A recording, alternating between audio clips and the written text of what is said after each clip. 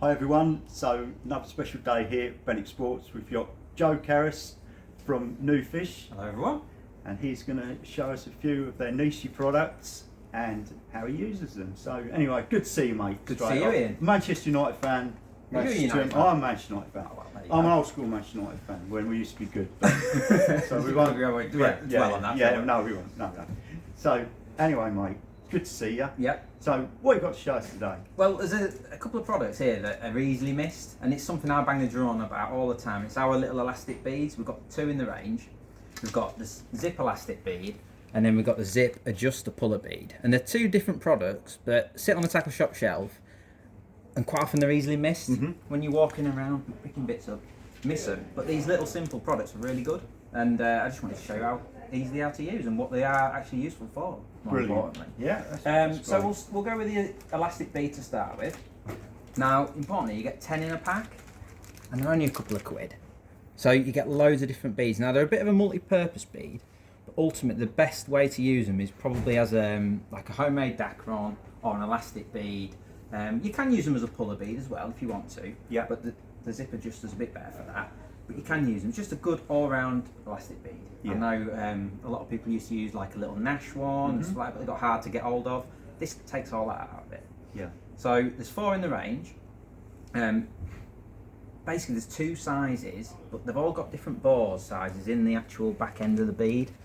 Oh, I see. So the medium and the large have got ever so slightly bigger openings at the back to take different diameter elastics. Yeah. And it's the same with the mini and the small. They've got like really fine bore size in that one. Hopefully you can see that. So even if you use 4 to 6 zip, or even the original 5 Preston elastic, which is super popular, my favourite elastic. That'll grip on there, no problem. Yeah. So if you are commercial silverfish fishing in the winter, or even just silverfish fishing in general, but you use puller kits, that'll terminate it and grip the elastic nicely. So just the point there, and you get 10 in a pack, so absolutely loads. So I use them as a dacron. I know there's loads of great dacrons on the market these days, but I just make my own. And it's a dirt cheap way to do it because you get so many beads in a packet. And literally all I've got is just a piece of coated braid, which I tie with a loop tie, which I'll show you in a sec, and then thread the bead on and cover the knot up. And it works an absolute treat, just like that. Lovely simple way, and if you are one of those anglers who likes to do away with the dacron completely and just fasten their rig directly to the elastic, which is a very popular method now, this will do that as well. So if you forget that, imagine that dacron's not there, you can just lasso your rig behind it, and then that bead goes up over it. And that doesn't cut through when you get under pressure, because you're talking about catching big carp. Yeah. That doesn't cut through then. That just, well, why doesn't it cut through? That was, well, every time I see that method of doing it, I always think it's going to cut through. It's really funny, isn't it? Because you would assume it does. But it doesn't. I found dacron actually ends up cutting the elastic before line ever would. I don't know what it is, whether the dacron's more abrasive. I know when I'm out filming and stuff, I often see rigs in the edge, and there's 9 times out of 10 a dacron connector attached to the rig and nothing else. And I think the dacron wears the elastic out faster than line. Yeah. And another benefit when you are connecting direct to the elastic is by nature you've got to pull the bead back every single time you go fishing. Yes. So you're checking the elastic every single time. Are. Yeah. Whereas with a dacron, you can often pop it like that, and you never even look at it from one week to the next. So before you know it, your rig's come off. Yeah. Whereas with that, you're checking it, and if you do see any signs of wear, I'll just quickly put another knot on it. And you don't lose nothing, do you, by it? It's a great method, isn't it? Yeah. So you can see the different size. That's the largest sort of size, and that's our ping stuff, 80 plus power margin, my favourite elastic in the whole wide world. So and as you can see, I just use a very short little piece of dacron, which I use like a coated braid, something like this, and then just use a little loop tie to make it. Simple as that. Yeah. So you get loads of different dacrons for a couple of quid. Yeah. So excellent little product. Multi-use, like I say, you can use it as a dacron or you can use it at the puller end, particularly like I say when you're using those lighter elastics. Yeah. Nice tip, that. But like that.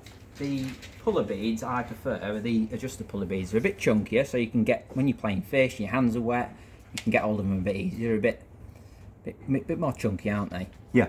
But again, they trap the elastic, and anyone who's seen my videos will have seen this business going on where I've got a bit of spare elastic hanging out on my top kits.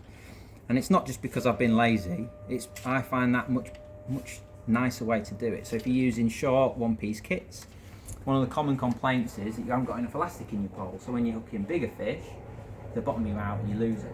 Whereas with this, you get a bit of spare elastic.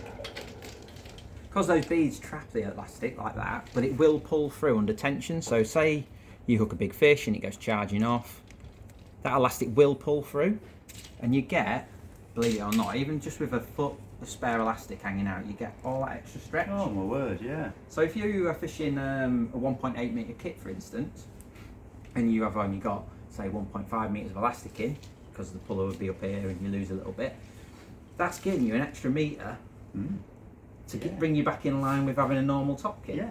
So it's a really nice little way of doing it, that is, and those puller beads with the different bore sizes enable you to trap different elastic sizes. Yeah, yeah. So yeah, just two little, really handy little beads that I think make a big difference to my fishing. Yeah, lovely. Yeah, great stuff, Joe. Yeah, like that. Nice little tips. Nice little tips, huh? Yeah.